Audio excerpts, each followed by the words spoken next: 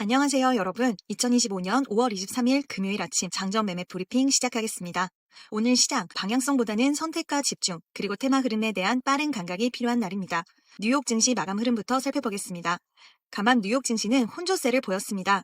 나스닥은 0.28% 반등하며 소폭 올라섰고 다우와 S&P 500은 각각 보합권에서 약간 밀리며 마감했습니다. 이슈는 여전히 트럼프 행정부의 감세안입니다. 하원을 가까스로 통과한 이 법안은 세금 인하라는 긍정 재료에도 불구하고 장기 재정 적자에 대한 우려를 부각시키며 금리 시장 그리고 주식 시장 전반에 부담으로 작용하고 있습니다. 특히 장기 국채 금리가 높은 수준을 유지하면서 투자자들의 심리도 완전히 회복되진 못한 모습입니다. 이런 상황 속에서도 기술주가 중심을 잡았습니다. 알파벳은 AI 신제품 발표와 로보택시 기대감에 1.1% 상승했고 아마존도 중소기업 고용 확대와 AI 투자 강화에 힘입어 1% 상승, 엔비디아 역시 0.8% 오르며 다시 한번 시가총액 2위 자리를 지켰습니다. 이 외에도 스노우플레이크는 실적 상회 소식으로 13% 급등했고 어드밴스 오토파츠와 어반 아웃피터스도 각각 50%, 20% 넘는 폭등세를 보이며 시장을 이끌었습니다. 반면 트럼프 감세안의 통과에 따라 친환경 세금 혜택이 줄어들 것이라는 전망에 태양광과 에너지 섹터는 일제히 하락했습니다. 썬런은 마이너스 37%, 넥스트라에는 6% 급락하며 시장을 눌렀습니다. 해외 야간 선물 흐름 살펴보겠습니다. S&P 500과 나스닥 선물은 야간 시장에서도 각각 0.2% 수준의 반등세를 이어갔습니다.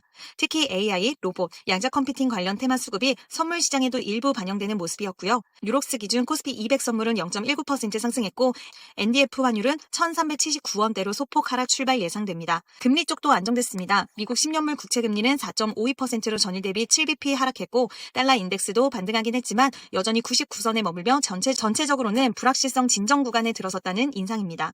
국내 증시, 어제 흐름은 어땠을까요? 전일 국내 증시는 다소 아쉬운 흐름이었습니다. 코스피는 9일 만에 2,600선을 내주며 마이너스 1.2% 하락했고 코스닥도 0.8% 밀리며 마감했습니다.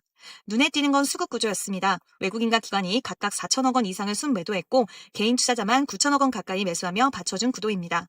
시총 상위주는 대부분 하락했습니다. 삼성전자와 SK하이닉스는 나란히 마이너스 1.8%, 현대차는 마이너스 3% 가까이 급락했고 LG에너지솔루션, 기아 등도 약세를 면치 못했습니다. 코스닥에서는 일부 제약바이오 종목들이 소폭 반등했지만 시장 전체 흐름을 바꾸기에는 역부족이었습니다. 다만 코로나 진단, 치료제 관련주들은 그린생명과학, 셀리드, 더 바이오메드 중심으로 강한 수급받으며 성장했습니다. 자, 이제 오늘 아침 주요 헤드라인 뉴스 정리해보도록 하겠습니다. 첫 번째, 트럼프 감세안이 하원을 통과했습니다. IRA 세액공제 축소에 따라 전기차, 태양광 관련 업종은 단기적으로 수급 부담 커질 수 있으니 주의하셔야겠습니다. 두 번째, 양자 컴퓨팅 테마가 미국 시장에서 폭등했습니다. 아이온큐 36%, 리게티와 디웨이브는 20% 넘게 급등했고 이 흐름은 국내 양자 관련 테마주에게들도 영향을 줄 수 있습니다. 세 번째, AI 관련 뉴스는 연일 터지고 있습니다. 오픈 AI는 UAE에 대규모 데이터 센터를 구축하기로 했고 경쟁사 엔스로픽은 클로드4 모델을 공개했습니다.